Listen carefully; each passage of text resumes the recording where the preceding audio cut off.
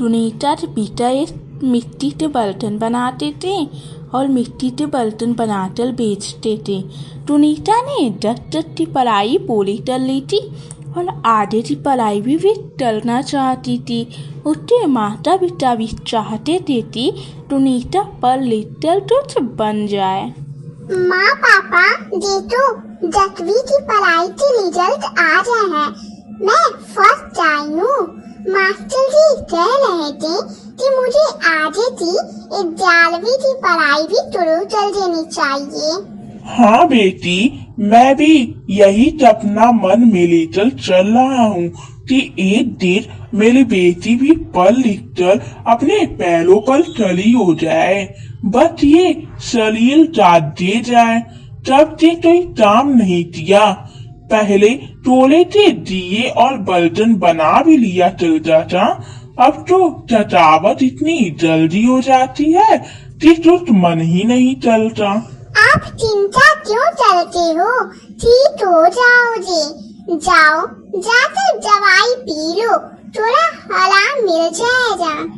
कुछ दिनों से टुनीटा के पापा की तबीयत ठीक नहीं चल रही थी, जिस कारण टुनीटा की माँ माया बहुत परेशान थी। और एक दिन टुनीटा और उसकी माँ माया पर दूतों का पहाड़ चला हो गया, क्योंकि टुनीटा के पिता चल बसे। माँ चुप हो जाओ।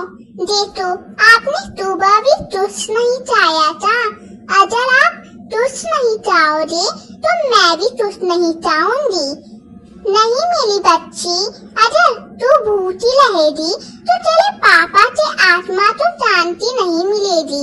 आजा, हम दोनों मिलकर खाते हैं। टुनीटा की पढ़ाई बीच में ही छूट गई थी। जल संभालने के लिए कोई काम नहीं था। जो टोले बहुत मिट्टी के बर्तन जल पर लटके हुए थे, उनमें से कुछ बीत गए थे, जिससे उनका कुछ उजाला हुआ। माया तो दिए और बर्तन बनाने नहीं आते थे और उनके पास कोई काम भी नहीं था। टुनीटा, मैं तेरे पापा का सपना कैसे पूरा करूंगी? घर में पैसे नहीं है और जो थोड़े बहुत दिए और बर्तन लगते हुए थे वे बेचकर हमने कुछ दिन गुजारा कर लिया। मैं चाहती हूँ कि तू अपने पापा का सपना पूरा करे, जिसके लिए मुझे एक काम करना होगा। पर क्या काम करूँ यही समझ में नहीं आ रहा। माँ, क्यों ना हम दिए में कुछ बनाकर बेचें? आजकल खाने पीने की चीजें दिए में बहुत ज्यादा बिकती हैं। पता है, मेरे स्टोर के पास एक भैया है जो दिए में जलजीरा बेचते हैं।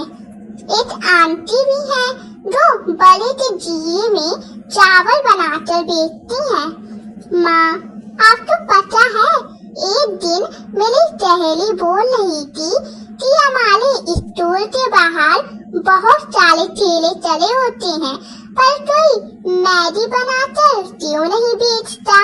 माँ, आप क्यों ना हमारे स्टोर के बाहर दिए में मैगी बनाकर बेचो, हमारी बहुत बिक्री हो जाएगी।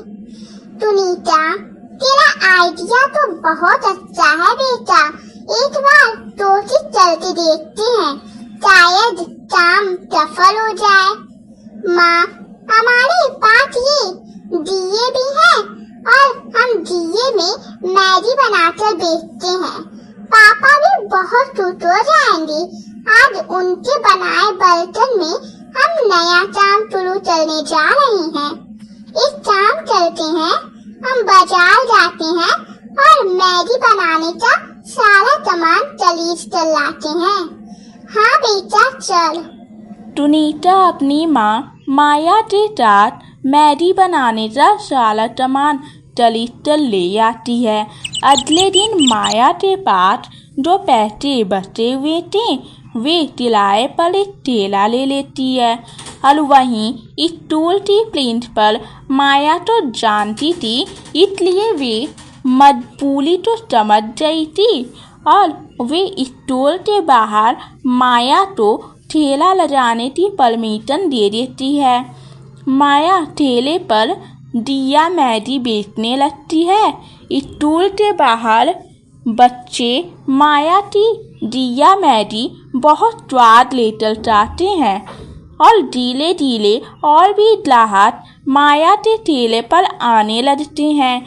एक दिन माया के ठेले पर 2 ग्राहक दिया मैगी बहुत स्वाद लेकर चाहते हैं और माया को देखकर बोलते हैं, बहुत ही नया तरीका है आपका मैगी बनाने का।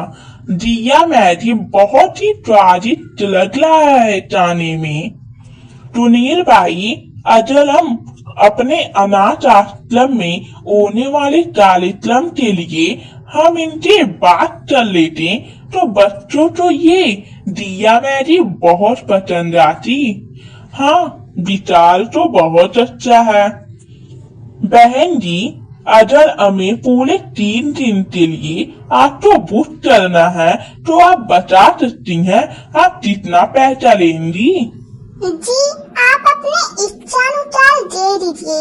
मुझे तो इन सब की कोई समझ नहीं है, मैं क्या ही बोलूं। दोनों व्यक्ति माया को 10,000 रुपये एडवांस दे देते हैं। ये देखकर माया बहुत खुश हो जाती है।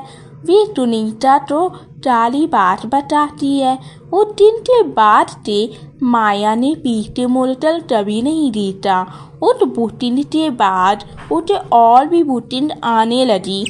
धीरे धीरे वक्त बीतता रहा। सुनीता ने कॉलेज की पढ़ाई पूरी कर ली और उसकी एक बहुत बड़े स्कूल में नौकरी लग गई। देखो माँ, आज आपकी बेटी अपने पैरों पर खड़ी हो गई। एक बहुत बड़े स्कूल में मेरी नौकरी लग गई। माँ, आज पापा हमारे साथ होते तो कितना खुश होते। माया सुनीता तो गले लगा लेती है। अब माया ने अपनी एक दुकान भी खरीद ली थी जहाँ वे दिया मैगी के कई तरह के स्वादिष्ट मैगी बेचती थी।